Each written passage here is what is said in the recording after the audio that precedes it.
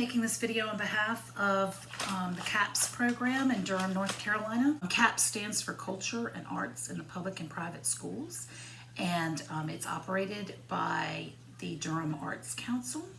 And through this program, schools, whether homeschools or public schools, even elder care facilities in many cases, can contract a local artist and educator and have them come in and do either one workshop for an hour or 2 hours, or a residency where they come in once a week for anywhere from 6 to 10 weeks, or they can come in every day for 6 to 10 days and cover a more extensive workshop. My workshops generally tend to be one day, and they are geared toward elementary and middle school students. I can do a residency with my individual workshops, doing each one in turn for about 5 days, or once a week for 5 weeks.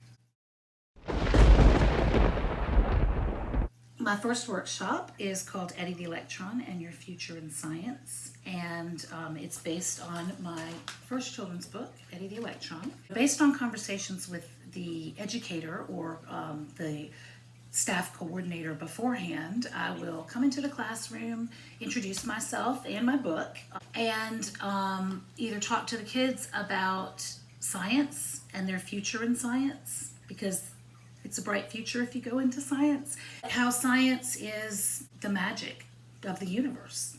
And the kids generally leave getting a feeling for how it's good to stick in there and do things that we might find to be uncomfortable at first, and to become involved in programs where most of the people may not look like us, because more brains means a more successful project, and it means we go even further in our progress as a human race. Some children will say, what if you don't plan to go to college? And I explain that science isn't just for college. You have to be able to think objectively in order to make rational decisions. You don't want to be making decisions based only on your emotions. And we talk about that a little bit as well. We talk about problem solving and how important it is not to be a quitter, not to just walk away when things get tough, but to actually mull it over and really think about it and do some research and some work if you have to. Because otherwise, you'll never get to the bottom of things. You also need to know math, of course, in order just to be able to balance your books, so you can make sure people aren't ripping you off. But you have to have a plan, and I explain this as well. If you like art, then maybe after high school you take a job working as a cashier in the gift shop of an art museum. And you can form friendships that way with people who will help you get to where you need to be. Who knows, maybe you'll go to school later, or maybe you won't need to go to school at all. But at least have a plan. If you do not have a plan, then it is smart to stay in school. And for those who think they can't afford to go to college, if they do well in school, if they work hard now, and they make good grades, and they have the academics required to get into the schools that they want to go to, in most cases there's funding available that will pay for college for you. And this is particularly a benefit for people of color, African American people, Hispanic people, Mayan people. So the opportunities are there, but you have to be willing to work for them, and I try to get that across to the kids as well. I'll read the book, of course. So if the kids request it, if not, I'll leave a copy for you to have, and the kids can read it later. That's fine. The important thing to me is reaching them as people, and addressing their concerns and getting them a little more excited about science and the magic in the universe.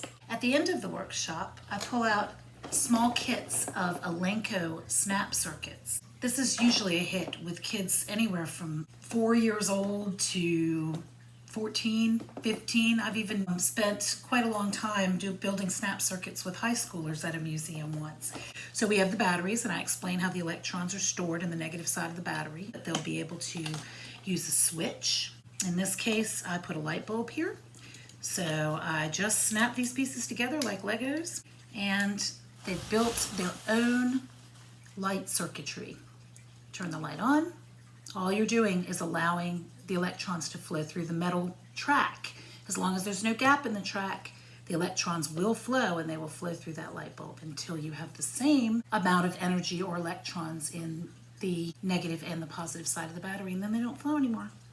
I have many different scenarios with which I can explain electricity to the kids. But we just let the conversation take us where it will. While they're performing troubleshooting investigations with their own kits, depending on what is desired by the teacher, we can also delve into the entire concept of what is an atom and what is an electron. You'd be surprised how much of the science the kids actually get when it's explained to them with the true magic that is nature in mind. And if desired, I can go into nutrition a bit and explain to kids how electrons are not just used to power our world, like our motors and our lights and our cars, but they're also used to power our bodies. In fact, we get the most electrons out of our food when we eat colorful vegetables, the different vitamins and minerals that we get from the food that we eat. In large part, the function of those vitamins and minerals are to provide electrons for something called the electron transport chain, which occurs in every single cell and fuels the entire body. So the workshop really is dependent on what the teacher or the education coordinator's desires are for the material to be covered. I can also come in, if you just want me to come in and do my thing, I can come in and bring in a bunch of stuff, and I let the kids kind of decide what we want to talk about that day. I also, for instance, have a solar panel, which we can take outside and we can hook up to a solar powered fan, so the kids can see that whenever the sun shines on that solar panel, it turns this fan on. But it really is magical. And we can talk about other ways that we can sustainably use electricity to power our world. Solar panels are used. We have magnetically levitating trains that eliminate friction, and so it requires even less energy to make them move forward. And I demonstrate this to the kids using my magnetically driven car. The Eddie the Electron workshop can be extended over 2 days to allow ample time for experimentation with the snap circuits and to cover the scientific concepts in the book.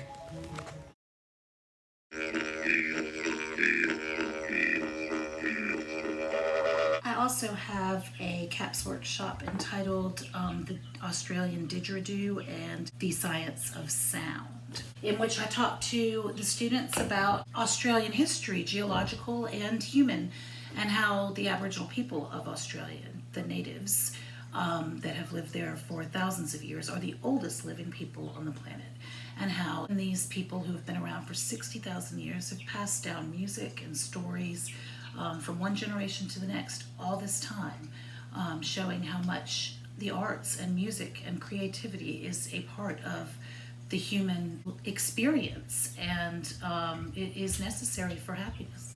We talk about sound waves, their amplitude, their wavelength, their frequencies, how high frequency sound waves have a high pitch and low frequency sound waves have a low pitch. How our very throat is a didgeridoo with a little cork in it that moves up and down and that changes the amount of space available to the sound waves that are formed when the two sides of our larynx slap together to produce literally waves in the air. Exactly like waves in the ocean, only they're moving air molecules rather than water molecules. And when these waves in the air, which are called sound waves, hit your eardrum, which is literally a drum. So it's literally, these waves are just going crash, crash, crash. That's what creates the different pitches that we hear. We discuss just the magic that is sound, and how what's important in order to make music for instruments is that we're able to amplify that sound or make it larger, make the amplitude of the sound wave larger. And we do this by using hollow spaces. When a sound wave bounces back and forth inside of a hollow space, it gets larger, the same way that water that's sloshing back and forth in a bucket that you might have in the back of your car, to where the water actually sloshed right over the side. That's exactly what happens with sound waves. One of the oldest instruments known to man is the didgeridoo, and this is formed from a hollow tree trunk, hollowed out by termites in Australia. So I'll play the didgeridoo for them. And I'll make some funky sounds, which aren't always musical, and they get the most attention actually. And then I explain to the kids, you can use anything, any hollow thing to make an instrument. Most of them by now have built the little string instruments out of Kleenex boxes with rubber bands, but many of them haven't thought about just using a simple tube as a didgeridoo. So I show them some of my favorite tubes because all the tubes don't work. It's just some of them are way too hard, especially for an amateur didgeridoo player like me. This one's seen its tough days with my kids and their friends, so I've had to tape it back together, but it still works very well. I've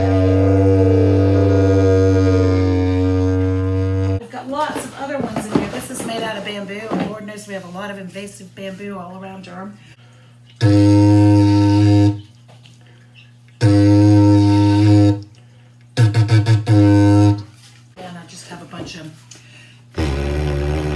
And you can see that the wider the hole is at the bottom, the larger the sound wave that can come out of this. In terms of longer, the wavelength will be longer, and so it'll be a lower sound.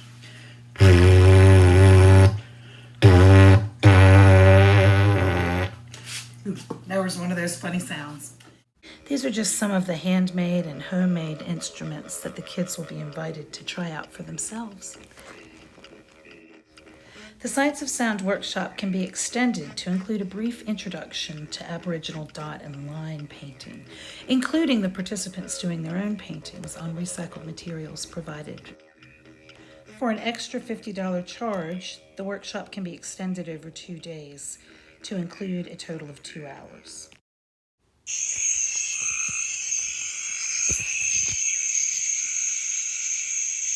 A third workshop that I do is based on my children's book, The Fate of the Frog, which won the Beverly Hills Children's Book Award for Children's Fiction in 2019. It's written in the style of Dr. Seuss, so using anapestic tetrameter, like a horse galloping, so the kids and I can talk about rhythm. There are plenty of other rhythms we can discuss, iambic pentameter, but anapestic tetrameter is Dr. Seuss's signature rhythm, and it's the rhythm that I used for this book. It also accents that rhythm is a big component of language and poetry and song. So I'll read them the book, and we'll talk about a few things that are in there. The book covers a bit about camouflage. It covers a bit about predator and prey. It covers drought, because the whole basis of the book is that there is a drought and a frog's mud puddle is drying up. There is alliteration that we discuss. They're actually lip twisters. I call them lip twisters as opposed to tongue twisters, because it all involves the use of your lips, particularly when it comes to the W sound and the R sound. So the difference between making those sounds and why it's perfectly normal for kids, a lot of kids, to have trouble with that and have to really learn that. Depending on time and interest and curriculum, we can discuss the waterway, what a watershed is, why it's important that we keep our watershed clean, how we keep our watershed clean, how all things flow to the ocean, including the rivers, the streams and rivers, and lakes, even when the dams are released, that are in North Carolina and Virginia. They all flow down into the ocean. That's polluting our oceans as well as our waterways. We discuss where our drinking water comes from.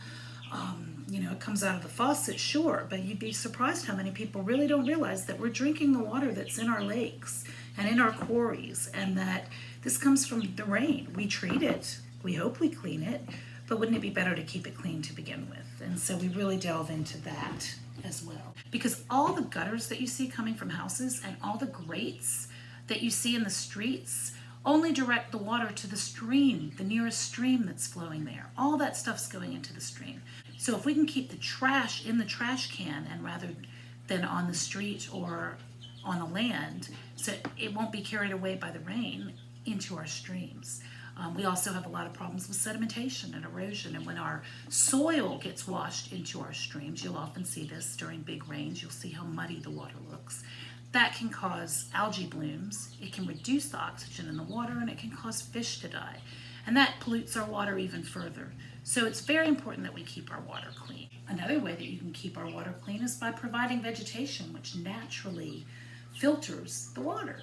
vegetation eats nitrogen and phosphorus, and that's animal poop and pollution that comes off your roofs and out of your cars.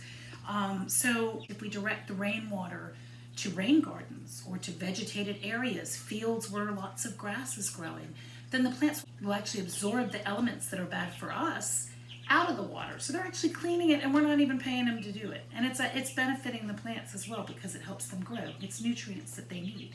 So why not direct our rainwater toward plants? You can do this by installing rain gardens. You can put a pond in your yard. It's very easy to do, and we talk about that. In fact, I even have a solar-powered pond pump that I can demonstrate for the kids if it's a sunny day and we're allowed to go outside. And I explain how storing that water and reusing it to water plants benefits everyone, and most of all the planet. And when we do the Fate of the Frog, time permitting and depending on what the teacher desires, we can make plush tadpoles from recycled materials. This is tissue paper left over from Christmas. This is a swatch of material that was given to me by a next door neighbor when I asked if anybody had material that they were going to throw away or that they were longing to get rid of. So you put the tissue paper in a little ball, roll it up, put it inside the swatch of material, and then you roll it up like a little tadpole.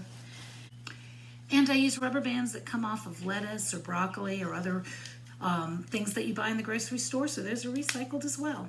And when you're done, you have a little tadpole. What's surprising is that these tadpoles seem to engage kids from pre-kindergarten through high school even, because you can use them as birdies and hit them around using books as your paddles, which the teachers always love when I give the kids that idea. But I challenge them to find other uses for this tadpole made out of recycled materials, or perhaps make an entire sculpture using this tadpole prototype as the methodology. So it's a perfect addition for Seuss Week, if your school still celebrates Seuss Week. Also Earth Week, Creek Week, anything pertaining to the health of our water and the health of our soil and our waterways. The Fate of the Frog is the perfect supplement for required kindergarten through 5th grade science curricula.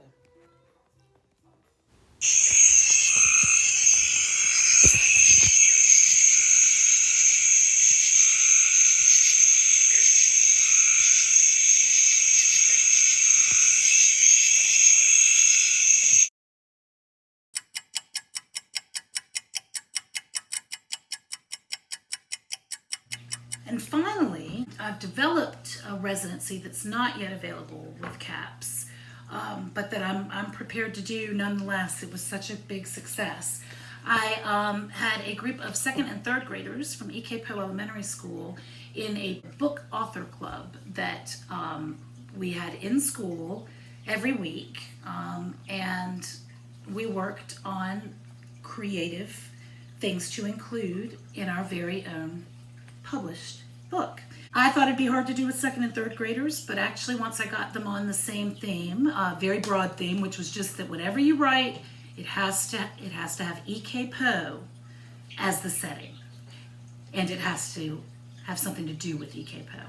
So we really ended up with a kind of amateur sideways stories from Wayside School, but it turned out really well. I edited the book so that I took different things from different students in order to make it a more cohesive whole, and I self-published it on Kindle and got copies of the book for about $5 per student because I could get author copies, and those were wholesale only $5. So each student could get a copy of their own book. It was quite affordable.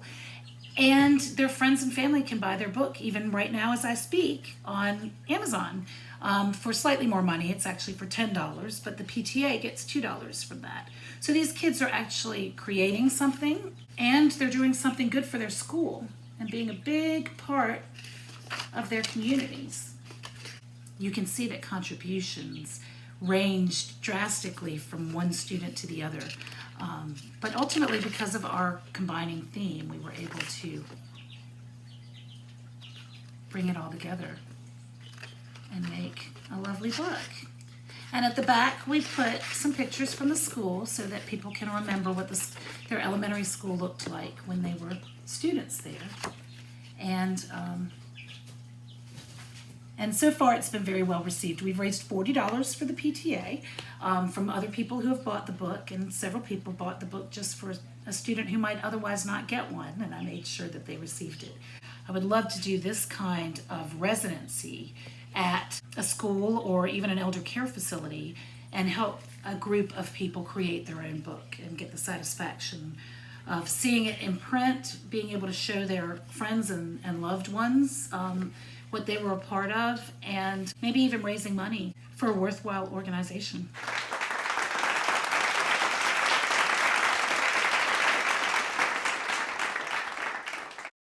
But don't just limit your considerations to what I have to offer.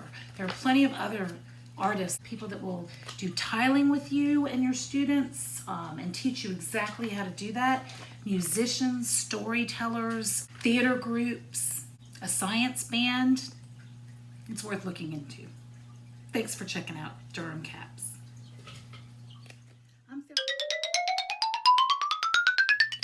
I'm filming this video to remind everybody about the Durham CAPS program. The Culture and Arts in the Public and Private Schools is a program that's operated by Durham Arts Council, and it hires people like me, artists and educators, and scientists in some cases combined, to come into the classroom and do hands-on activities with your students.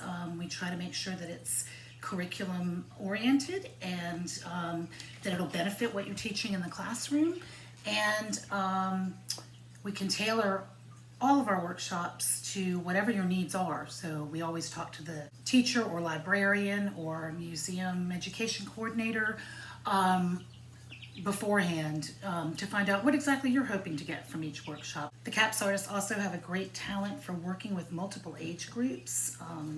If a group of second graders show up to a presentation or workshop that they had planned on having fifth graders, no problem, they can tailor it down. And if you have second and fifth graders there, we can generally cater to both while not leaving the others out, which I think is quite a gift.